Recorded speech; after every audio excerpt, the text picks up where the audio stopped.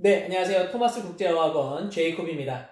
오늘부터 우리는 Grammar Inside 2 책을 가지고 문법 공부를 같이 해볼 텐데요. 오늘 그 첫 번째 시간 Chapter 1의 Unit 1 감각동사와 수요동사에 대해서 공부를 해보도록 하겠습니다. 자, 먼저 감각동사 어떤 느낌이 드시나요? 그렇죠? 시각, 후각, 미각, 청각, 촉각 이렇게 우리의 감각을 가지고 표현하는 동사의 방식입니다. 자, 먼저 볼까요? 감각동사 뒤에 형용사를 쓰는 점이 좀 특별한 점이죠. 왜 그러냐면 영어에서 밑에 예문 You look different 하나의 예문을 먼저 보면 너는 좀 달라 보인다 라는 말은 너는 다른 상태지 다르게 상태가 아니기 때문에 이때 너는 달라 보인다. 한국말로는 왠지 부사를 써야 할 것 같지만 영어에서는 너는 다른 상태라는 걸 표현한다 라는 의미로 형용사를 씁니다. 자, 먼저 감각동사는 look, feel, smell, sound, taste와 같은 감각을 표현하는 동사로 뒤에 형용사를 쓴다라고 하는 정의를 내릴 수가 있지요.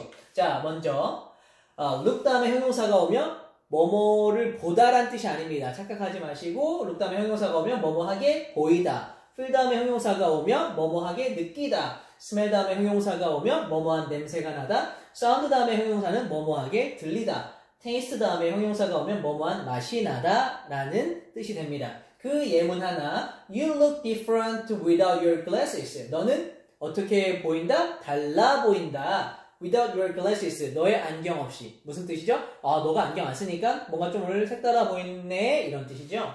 자, 그 다음에 감각동사 다음에 like가 오고 명사가 오면 여기서 like는 전치사로 뭐뭐 같은, 뭐뭐처럼 이런 뜻입니다. 그래서 The little girl looks like a doll. 그러면 인형 같아 보인다. 인형처럼 보인다 라는 뜻이 됩니다.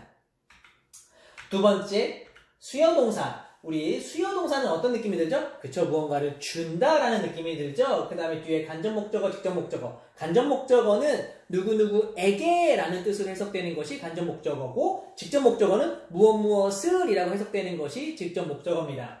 수요동사는 give, send, tell, make, buy, teach와 같은 그런 동사들을 수요동사라고 하고 뒤에 누구누구에게 라는 뜻을 가진 간접목적어 무엇을 이라고 하는 직접목적어 두 개의 목적어가 옵니다. 예를 들면 나는 말했다 나의 가장 친한 친구에게 비밀을 이렇게 했을 때 나는 주어 말했다 수요동사 그 다음 누구에게 나의 가장 친한 친구에게 이것이 바로 간접목적어 비밀을 이것이 직접목적어가 됩니다. I told 나는 말했다. My best friend 나의 가장 친한 친구에게 secret 비밀을 그래서 이렇게 주어 동사 간목 직목 이렇게 어순이 되는 거죠. 그런데 이 상황에서 우리가 사실 이렇게도 말할 수 있어요. 나는 말했다 비밀을 나의 가장 친한 친구에게 이렇게 바꿔서 말할 수도 있겠죠. 영어에서도 그렇게 바꿔 말할 수 있습니다. 즉 간접목적어와 직접목적어의 자리를 바꿔주는 거죠. 그런데 이렇게 바꿔줬을 때는 이 가운데에 전치사를 넣어주어야 합니다. 어떤 전치사를 넣을까요? to, for, of 중에 하나를 넣습니다. 그러면 어떤 때 어떤 전치사를 넣는 거죠? 그것을 오늘 우리가 기억해야 됩니다. 정리하면 우리가 주어, 수요동사, 간목, 직목을 쓰는데 혹은 반대로 직목을 먼저 쓰고 간목을 쓰고 싶을 때 그 사이에 전치사를 넣는다. 어떤 전치사? to, for, of. 근데 어떨 때 어떤 전치사냐? 정해져 있습니다. 뭐가 정하냐? 바로 동사가 어떤 동사를 쓰냐에 따라서 어떤 전치사를 쓸지가 정해져 있는 거죠. 참 이럴 때 우리가 조금 마음에서 짜증이 납니다. 이걸 또 외워야 되네. 어쩔 수 없어요. 그런데 외우는 방법이 이미 있겠죠. 가장 효율적인 방법으로 알려드리겠습니다. to를 쓰는 동사들은 좀 많습니다. 여기 보면 give, send, show, tell, teach 이렇게 좀 많아요. 근데 밑에 보니까 for를 쓰는 동사는 make, buy, get 3개. 여기 하나 더 보태자면 cook까지. 어떤 뜻이죠? 뒤에 직목과 간목 무엇을 누구누구에게라고 하는 뜻이 오기 때문에 자연스럽게 이 동사는 뜻이 만들다가 아니라 만들어주다, 사다가 아니라 사주다, get, 얻다가 아니라 얻어주다, cook, 요리하다가 아니라 요리해주다 라는 뜻으로 사용됩니다. 그랬을 때 바로 전치사를 뭐 쓴다? for를 쓴다. 예문을 보면 My best friend made me a cake on my birthday. 그러면 여기 보면 만들어 주었다. me, 나에게. 간목이 먼저 왔고 a cake, 직목이 그 다음 왔죠. 이렇게 쓸 때는 전치사가 없어도 돼요. 그런데 바꿔서 made a cake, 케이크를 직접 목적을 먼저 쓰고 나에게, 즉 나를 위해서 라는 의미가 되죠. 그랬을 때 바로 for를 쓴다는 겁니다. 왜 for를 쓴다는 거죠?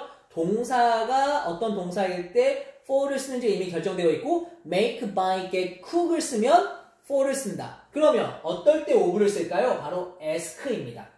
동사 ask를 쓰면 of를 쓴다. 왜 그런지 잠깐 생각해보면 내가 누군가에게 무언가를 물어보거나 요청하는 건 그 사람의 지식이나 조언이나 충고나 호의나 어떤 그 도움을 요청을 하는 거거든요. 즉 그 사람이 소유한 지식, 조언, 도움을 요청하는 것이기 때문에 그 사람의 라는 의 뜻으로 바로 of를 씁니다.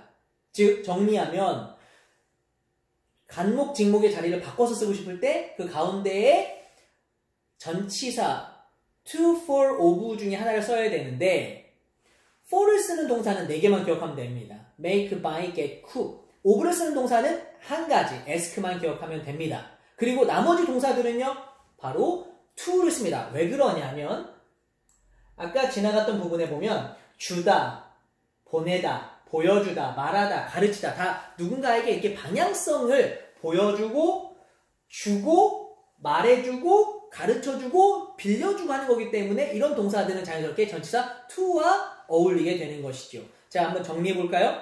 우리가 수요 동사 뒤에 간목, 직목은 그냥 써도 되고 바꿔서 직목, 간목으로 쓰고 싶을 때 가운데에 전치사를 쓴다. to, for, of 중에 한 가지. 그런데 make, buy, get, cook 누군가를 위해서 만들어주고 사주고 얻어주고 요리해주는 건 누군가를 위해서 해주는 거니까 for.